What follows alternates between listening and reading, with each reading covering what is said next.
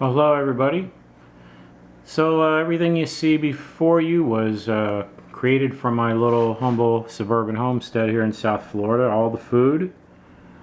So if you want to fight inflation, you want to create your own food. You want to grow your own food, produce your own food. So let's take a look at what I've got here, just to give you an idea of what's possible with a very small part of land. A lot of this stuff could be grown even in an apartment or produced in an apartment, no problem. So we do have some chia leaf tea here, got pretty much unlimited amounts with the amount of plants I have. Have a nice salad here, combination of two different kinds of lettuce. Have some turnip greens, turnip leaves, and some microgreens that I grown, and some nice tomatoes that I grow in the garden. And these here are some quail eggs, hard-boiled quail eggs that I put together to add a little bit of protein to it. Then here for the main entree, we've got some, speaking of quail, Coturnix quail. I used the air fryer for. Might have overcooked a little bit. We'll see. That's the first time I've tried an air fryer with it. I think I just had it on a little too long, but I'm sure it'll still be good. It's a little bit dry. Got some green beans from the garden, very easy to grow. And I've got some Seminole pumpkin squash. And for dessert, we have some loquat fruit from one of the many fruit trees I have in our yard. So all of these again were produced by myself. Again, many of this stuff can be grown in pots, like the green beans and the squash were grown in pots. These were just like 2.5 gallon pots of green beans.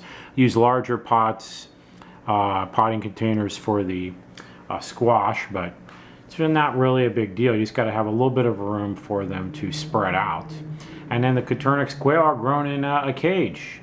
And you could really even technically have Coturnix quail in an apartment. You know, you just have to clean up, like if you have parakeets, you know, you got to have a way of just cleaning up after them with their poop. But other than that, you can have eggs and you can produce meat if you just structure it right. Plenty of videos out there on how to do it.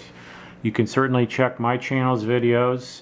I've got a lot of videos on different things, and I'm going to be uploading even more to come about how to produce a lot of this stuff and other issues of being self-sufficient, independent, and not dependent on the system. You know, being able to produce your own food is the best way to protect against inflation.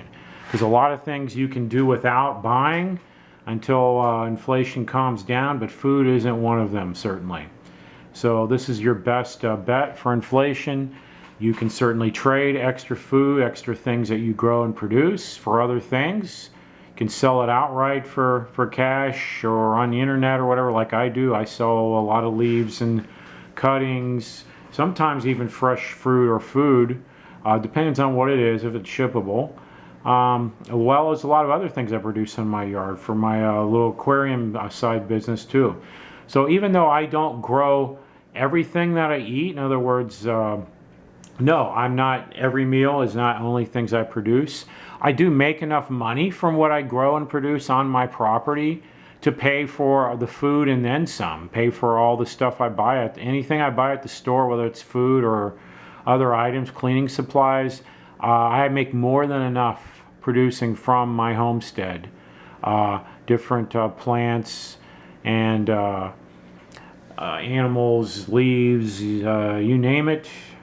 I've got a lot of different things I produce. So it's definitely very possible.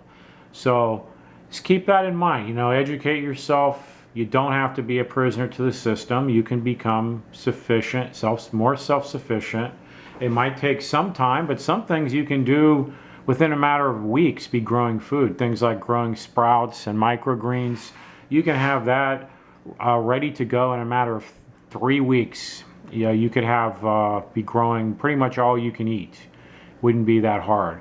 So just keep that in mind. If you have any questions or comments, feel free to leave questions in the comments section below. If you want to support the channel, my eBay and Etsy and Amazon listings are below, and general Amazon listing if you want to support the channel and help out, or look for things that maybe you can use where you live that I sell, and we can help each other. All right, we'll see you later.